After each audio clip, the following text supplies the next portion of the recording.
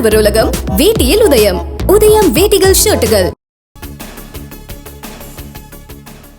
மதுபான கொள்கை முறைகேடு வழக்கில் கைதான முதலமைச்சர் அரவிந்த் கெஜ்ரிவாலுக்கு ஏப்ரல் 15 வரை நீதிமன்ற காவல். திகார் சிறையில் அடைக்க உத்தரவிட்டது டெல்லி ரோஸ் அவென்யூ நீதிமன்றம். டெல்லி முதலமைச்சர் அரவிந்த் கெஜ்ரிவால் திகார் சிறையில் தனிமையில் அடைக்கப்பட்டுள்ளதாக தகவல். அரவிந்த் கெஜ்ரிவாலுக்காக 2ஆம் எண் சிறையில் இருந்த ஆம் ஆத்மி எம்பி சஞ்சய் சிங் சில தினங்களுக்கு முன் 5ஆம் எண் சிறைக்கு மாற்றம். கச்சத்தீவை இலங்கைக்கு தாரை வார்த்ததில் அப்போதைய முதலமைச்சர் கருணாநிதியின் பங்கும் இருந்ததாக அண்ணாமலை விமர்சனம். கருணாநிதி மறுத்திருந்தால் மத்திய அரசு கச்சத்தீவை இலங்கைக்கு வழங்கியிருக்காது என்றும் கருத்து.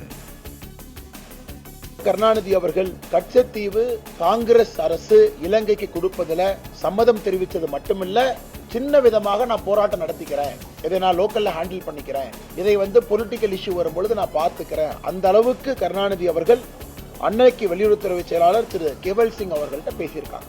அதாவது காங்கிரசும் திராவிட முன்னேற்ற கழகமும் 1974 கச்சத்தீவை திட்டமிட்டு சதி செய்துதான் இலங்கைக்கு கொடுத்திருக்கின்றார்கள். இதிலே திராவிட முன்னேற்ற கழகத்தினுடைய முழு பங்களிப்பு இருக்கு. கச்சத்தீவு இந்தியா வசம் இருந்திருந்தால் தமிழக மீனவர்கள் கைதாகும் சூழல் இருந்திருக்காது என அண்ணாமலை கருத்து. இதுவரை நூற்றுக்கணக்கான மீனவர்கள் கொல்லப்பட்டதற்கு திமுக தான் பொறுப்பேற்க வேண்டும் என்றும் பேட்டி. தேர்தலுக்காக கச்சத்தீவு விவகாரத்தை கையில் எடுக்கவில்லை என்றும் 2 ஆண்டுகளாகவே அது குறித்து பாஜக பேசி வருவதாகவும் அண்ணாமலை விளக்கம். கச்சத்தீவு மீட்கப்படும் என்ற வாக்குறுதி தமிழக பாஜகவின் தேர்தல் அறிக்கையில் இடம்பெறும் என்றும் உறுதி. கச்சத்தீவு விவகாரத்தில் திமுகவின் இரட்டை வேடம் அம்பலமாகி உள்ளதாக பிரதமர் மோடி விமர்சனம். காங்கிரசும் திமுகவும் தங்களது குடும்ப நலனை பற்றி மட்டுமே கருத்தில் கொள்வதால் ஏழை மீனவர்கள் பாதிக்கப்பட்டுள்ளதாக வலைப்பதிவு. சென்னையிலிருந்து அறிக்கை விட்டால் மீனவர்கள் விடுதலையாகி விடுவார்களா? மத்திய அரசுதான் ஒவ்வொரு முறையும் நடவடிக்கை எடுத்து விடுவிப்பதாக அமைச்சர் ஜெய்சங்கர் பேட்டி. தமிழக மீனவர்கள் இலங்கை கடற்படையால் கைது செய்யப்பட காரணமாக இருந்த திமுக காங்கிரஸ் கட்சியினரே நாடாளுமன்றத்தில் பிரச்சினை கிளப்புவதாகவும் காட்டம்.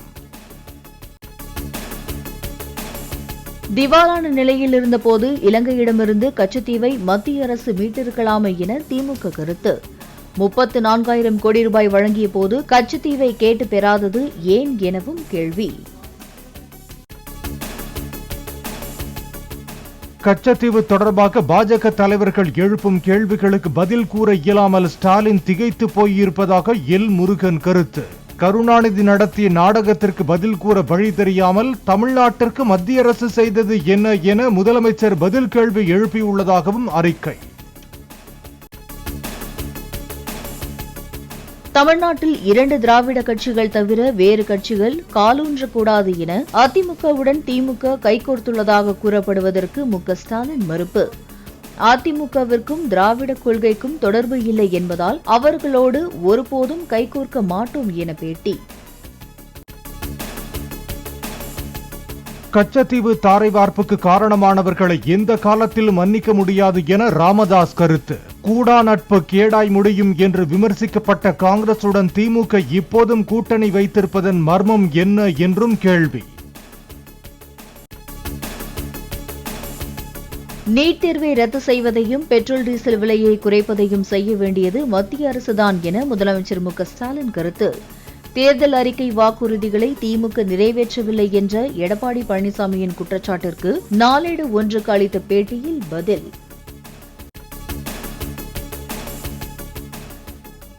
நாடு முழுவதும் சுங்கச்சாவடிகளில் கட்டண உயர்வு அமல்படுத்தப்படுவது தற்காலிகமாக நிறுத்தி வைப்பு. தேர்தல் முடிவுகளுக்கு பிறகு சுங்க கட்டணம் உயர்த்தப்பட வாய்ப்பிருப்பதாக அதிகாரிகள் தகவல். மக்கள் பாஜகவுக்கு வாய்ப்பு கொடுத்தால் தமிழகத்திலிருந்து டாஸ்மாக் கடைகள் அகற்றப்பட்டு கள்ளுக்கடைகள் திறக்கப்படும் என அண்ணாமலை பேச்சு. வீரகேரளம் பகுதியில் குறும்பர் சமுதாய மக்களிடையே கன்னடத்தில் பேசி வாக்கு சேகரித்த அண்ணாமலை. ஜாமீன் கோரி செந்தில் பாலாஜி தாக்கல் செய்த வழக்கில் பதிலளிக்க அமலாக்கத்துறைக்கு உச்சநீதிமன்றம் நோட்டீஸ். சட்டவிரோத பணப்பரிமாற்ற தடை சட்ட வழக்கில் தன் மீதான விசாரணைக்கு தடை கோரிய செந்தில் பாலாஜியின் கோரிக்கை நிராகரிப்பு.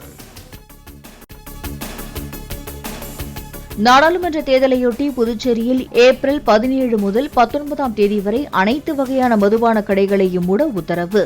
வாக்கு எண்ணிக்கை நடைபெறவுள்ள ஜூன் 4ஆம் தேதியும் மதுக்கடைகளை மூட உத்தரவிட்டுள்ளது புதுச்சேரி அரசு.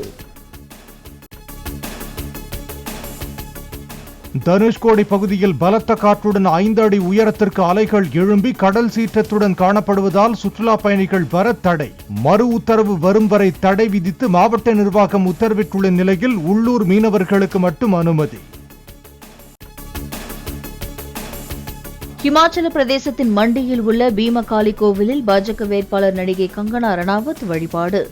மாலைகளை அணிவித்து பாஜகவினர் ஏராளமானோர் உற்சாக வரவேற்பு. வடகிழக்கு மாநிலமான அருணாச்சல பிரதேசத்தில் 30 இடங்களின் பெயரை மாற்றுவதாக அறிவித்த சீனா ஏற்கனவே 3 முறை பெயர் மாற்றும் நடவடிக்கையில் ஈடுபட்டதற்கு இந்தியா கடும் எதிர்ப்பு தெரிவித்திருந்த நிலையில் மீண்டும் அத்துமீறல். ஒரு சவரன் 51,640 ரூபாய் என்ற புதிய உச்சத்தை தொட்டது ஆபரண தங்கத்தின் விலை. சென்னையில் 1 கிராம் 6,455 ரூபாய்க்கு விற்பனை. ஆடவர் உலகம் வேட்டியில் உதயம். உதயம் வேட்டிகள் ஷர்ட்டுகள்.